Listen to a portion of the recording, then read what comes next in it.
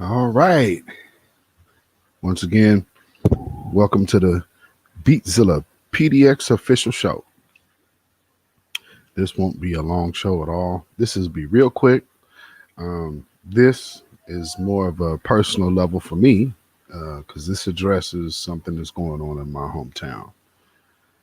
So as you see the article on the screen is saying state's 62 million relief fund for Black Oregonians suspends operations. Hands over remaining money to federal court. So, for those people who don't know, um,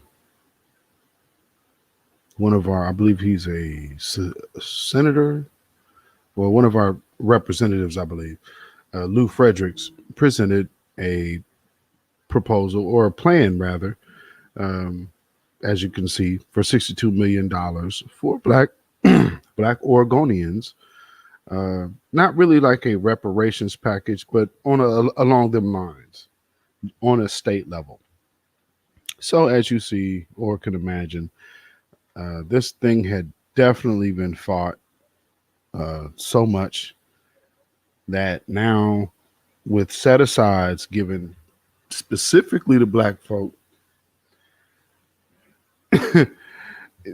$8.8 million is getting handed over to the federal court. Now, I've never heard of this happening before. If somebody has heard of this happening before, please let me know, because this just sounds crazy to me. Let's see.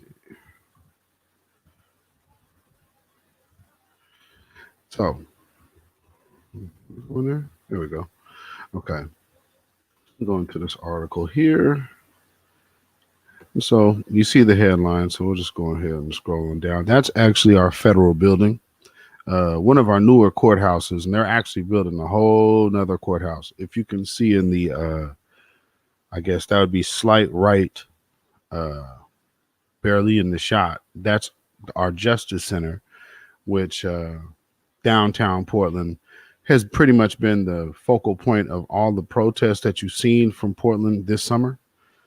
So this is the area that you're looking at right now. Okay. Now, if you can understand, what you're seeing is $8.8 million of money set aside just for the Black Oregonians is going to repair the damage done to the courthouse by what they have deemed Black Lives Matter / Antifa protest, which the local community of Black people have thoroughly spoken out against the actions of all of the destruction going on downtown.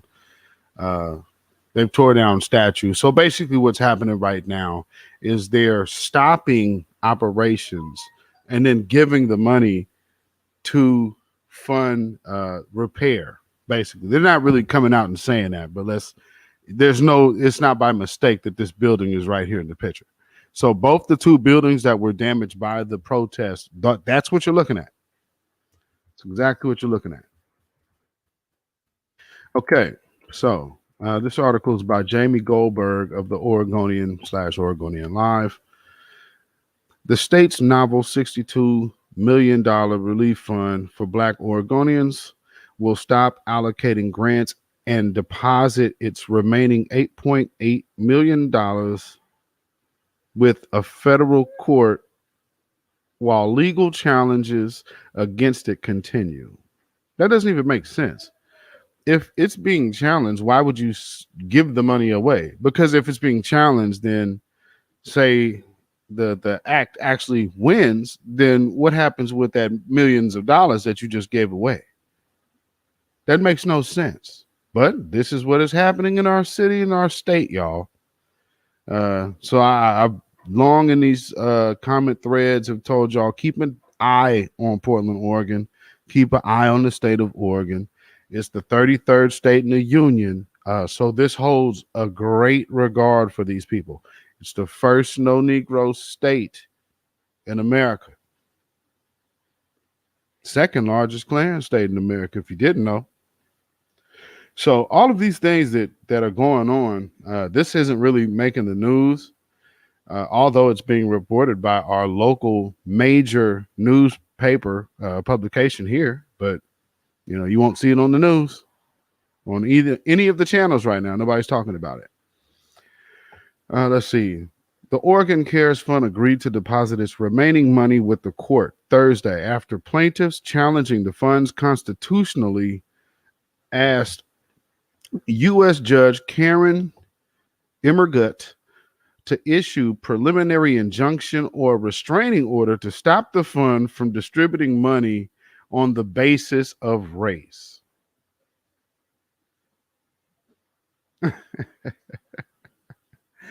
Okay, now I want y'all to see something now. Now we've been doing the whole reparations push, tangibles, no vote. Hashtag cut the check.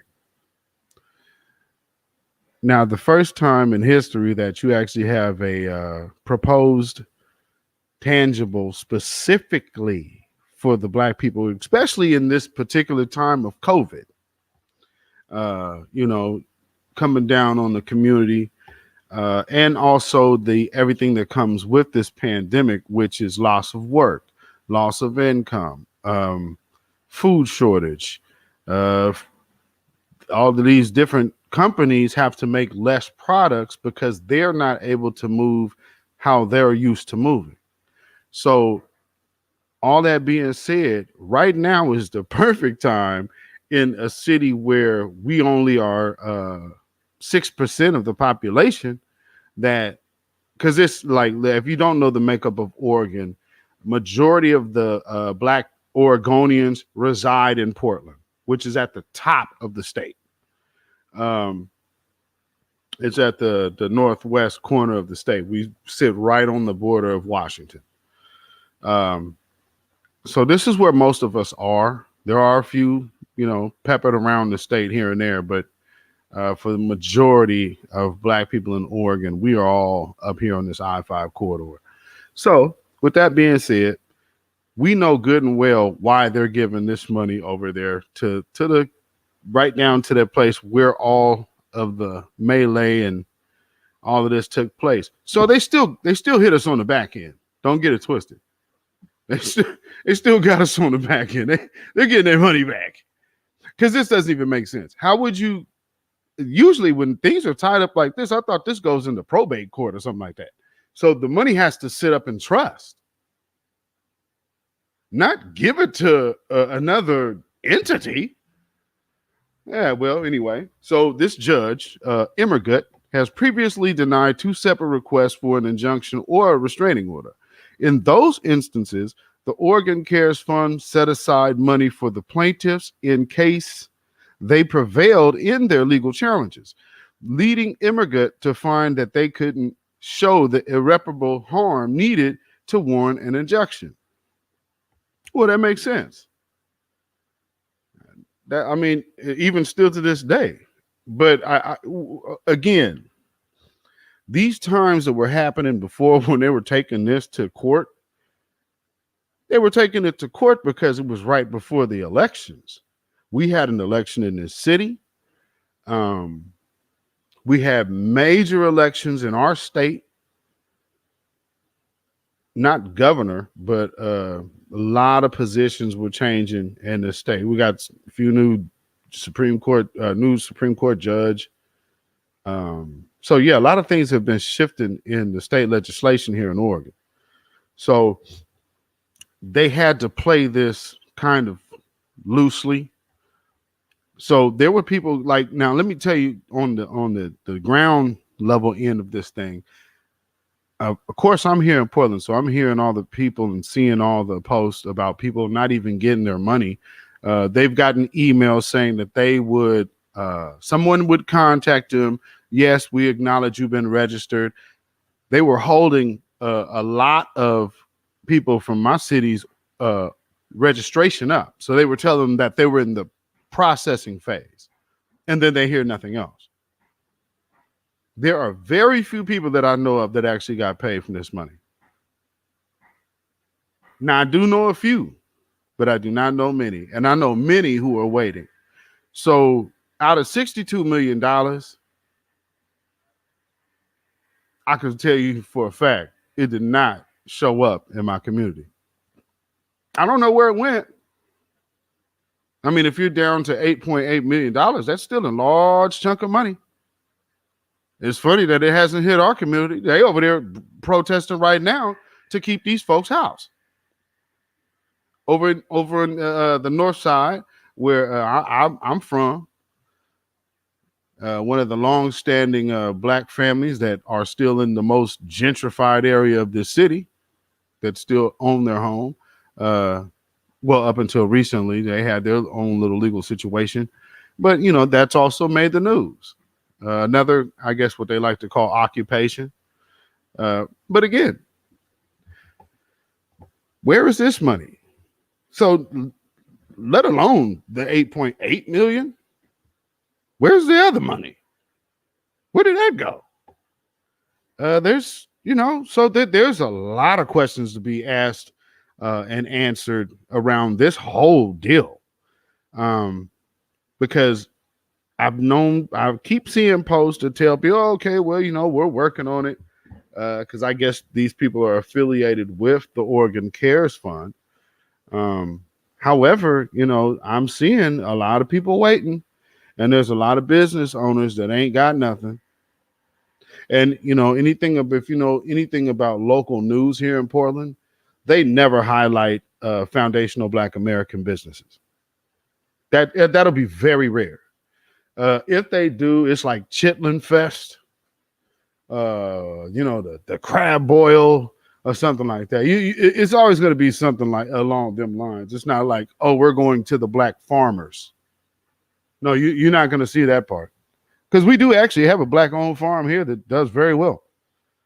But and a Black vineyard, Black-owned vineyard. They have actually a musical venue out there too. Very rarely do you see our news people going to talk about these people. We have businesses closing left and right in our city. So there is some questions that need to be asked here about where did this money go? Because it just doesn't make any sense. So let's see. So again, letting you know about my state. So if anybody's reading down, you're looking at this. John Day is actually a city in Oregon. So if anybody's wanting to know by John Day, that's not a person. That's actually a city. So it says, but John Day Logging Company, Great Northern Resources, the original plaintiff in the case. Now, let me tell you something about that. These people are part of these unions that absolutely have a policy against hiring an overabundance of Black folk. So the fact that they jump out the woodwork and say, hey, wait a minute. Now, let's be clear. The people in Oregon that have like these logging contracts and these electrical unions and all that, they're still working. Oh, they still building all over this place. They're not out of work. The steel workers, they're working. So while Black businesses is going under because they can't sustain themselves, these people who are actually still making money building our city full of gentrifiers, while helping build that up, they're trying to stop the very same community they're moving out from getting any financial relief. This is my state. This is where I live. These are the people in my neighborhood. So just think. I mean, that's why if anybody has ever listened to what I've said before or read my posts or whatnot, I say I come from white supremacy university. Do you see what you're reading on the screen right now? I mean, you're going out trying to literally stop a targeted stimulus. Put that on a bigger scale. if a person wants to be president, who do they need to cater to when you have people like this that would stop something that was already done?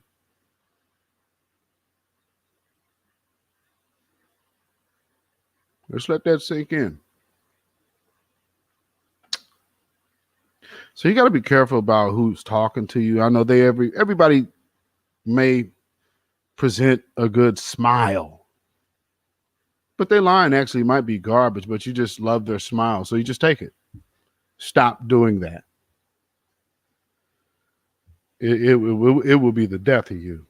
Because again, these people right here will sit up there and be like, "Oh yeah, we're all about diversity or whatnot." As soon as black folks was getting some money, well, actually, and let's keep it a buck. This money still, like that whole 50-something $million that's obviously in the wind. We don't have no answer for where that went, but now we're finna give $8.8 million of that money to fund the court that people were out there protesting against. Ooh-wee. What the hell did y'all vote for? Please, somebody tell me. What the hell did you vote for? I mean, just look at these people's name and just keep it, in perspective that you got they joined with, you got the Salem Electrical Contractors, Dynamic Service Fire and Security, and its owner, Walter Van Leisure. Walter Van Leisure. That's an interesting name. To seek class action status for the suit earlier this month.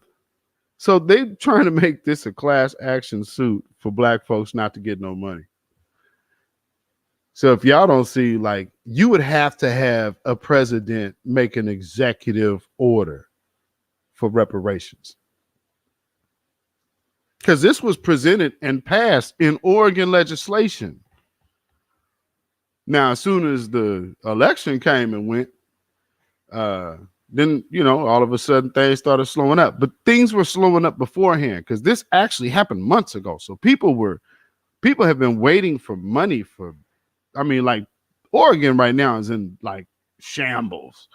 Because, people are still waiting to get their unemployment from like filing in like April and May. This is December. The CARES Act is in, like, they're already doing that. This is the Oregon CARES Fund, which cares for this. You had the government funding to take care of this. Why are people still not getting paid? No one's bringing these things up. They're just like, we're so worried about getting vaccinated that no one's paying attention to nothing else. So you can go get a shot, but you can starve to death. Yeah, that makes a lot of damn sense, don't it? Oh, goodness.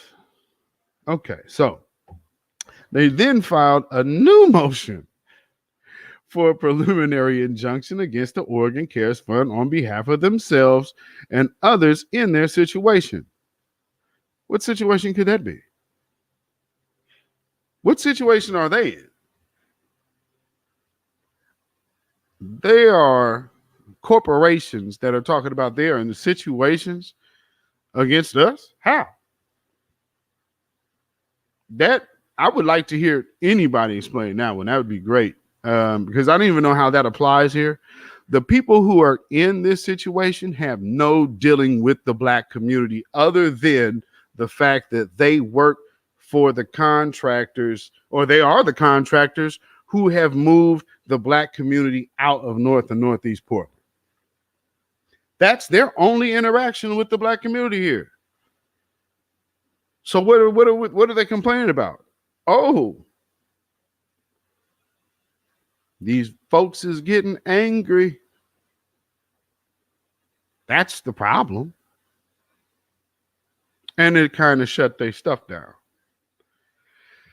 Now, this next situation is a killer. That prompted the Oregon CARES Fund to offer to deposit its remaining 8.8 million, with the court effectively shutting down the fund, at least for now. Why would it go to the court? Who does that? That's really not how these things work. Not that I've seen them years past, but whatever. Lawyers for the Contingent, a nonprofit administering the Oregon Cares Fund, said Thursday about 7,000 applications for grants remain pending. Now, let me tell you something. 7,000 remain pending. You notice the number that they didn't mention? They didn't mention the number that they paid. Yeah, that part's conveniently not there. So we're talking about the 7,000 pending applications, but yet no number of. Well, let's just scroll down and see if we can see it. No. There's nothing there. Let's see what this says. Let me skip down to this paragraph down here, because I remember hearing something about this the other day. In a hearing Thursday, Immergut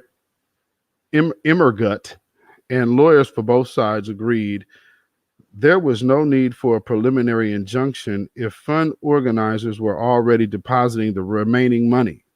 Fund organizers had previously deposited an additional $246,853,065 with the court in response to the preliminary injunction request from the Great Northern Resources and Maria Garcia. I'm sorry. Oh, wait.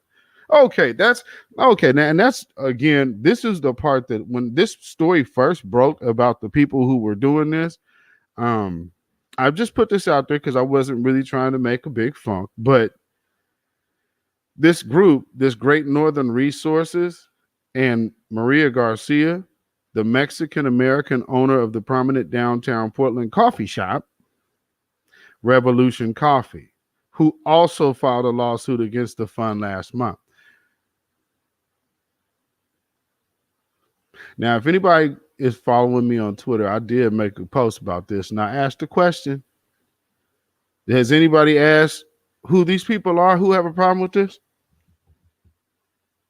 Now, meanwhile, we're talking about minority coalitions doing things for immigrants. Well, Maria Garcia seems to disagree when it comes down to doing things specifically for Black people. They make sure to tell you she's a Mexican American, so she's no immigrant. She's not alone. Don't think that for a minute. So again, we have other Black businesses here who've been getting tore up. Now, something that you need to know about Portland, Oregon, you have the illusion that it's liberal, but it's really, really segregated. So Black businesses, they can get crossover because you would have to have crossover traffic to survive, but they don't get nearly the exposure of a lot of these other groups because they're not working with the same loan structures that these other groups are having. So you could go in my city, the whole mall is shut down, but guess what's open?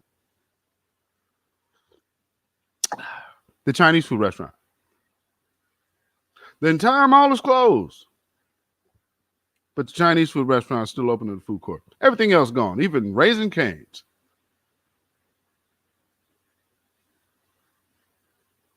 I mean, that's a big statement. I mean, but you could go around in my city and just go down, drive down. We have a street called 82nd.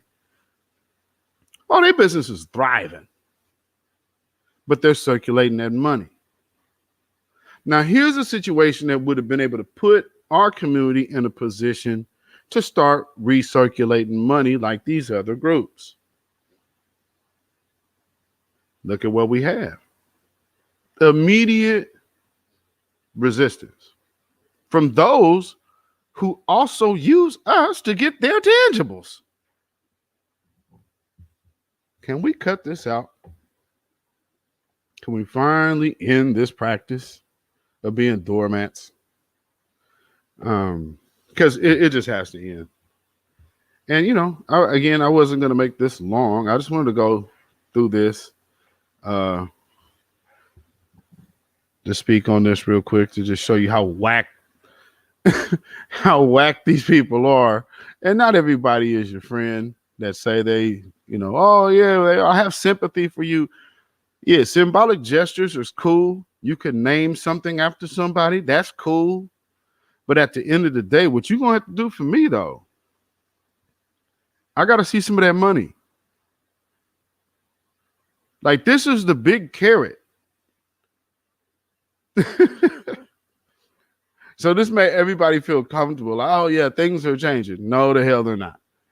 This was just a big old carrot done hanging on a string. All these people that I know are waiting for money, and they couldn't tell you how many people actually got money, but they could tell you over 7,000 people is waiting.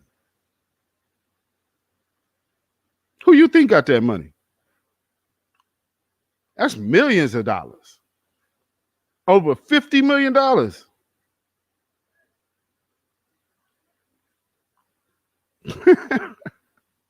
I mean, somebody got to peep game at some point in time, don't we? Oh, Lord. So, with that being said, I am beatzillapdx official. This is the beatzillapdx official show. You can follow me on Instagram at beatzillapdx. You can follow me at Twitter, beatzillapdx. And, of course, you can follow me right here on YouTube at beatzillapdx official. If you need to email me, you can get at me at ourrealtruth@gmail.com. That's ourrealtruth@gmail.com. And, if you feel so inclined, you can always hit the Cash App and donate. All donations are welcome and appreciated. That's $ beatzillapdx. So, just chipping my little 2 cents in for the new black media in this area of Portland, Oregon that I reside. Letting y'all know what's going on in the state out here, because something like this might be coming your way. So you just got to be aware of the game that people are running.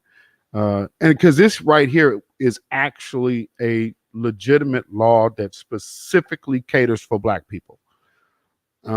So that part was ironclad. There was no minority talk. There was no people of color talk. This was specifically Black Oregonians. And that's why this got the response, the legal response that it has. They were trying to get class action lawsuits.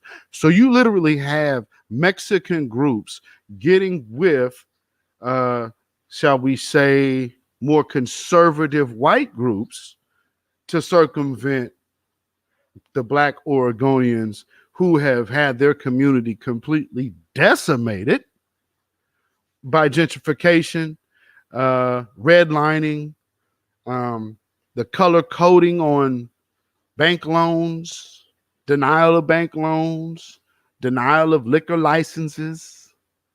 All of this has been done right here in the city limits. So, let's just keep it about. So with that being said, just, hey, man, hopefully this, you're more vigilant when it happens to a town near you. And always stay watchful of these people, because the games are always on. With that being said, I want to say Babylon is fallen. Babylon is fallen. Let's make sure we speak that into existence every day until this place crumbles before our face. You understand me? With that being said, shalom, y'all. Peace.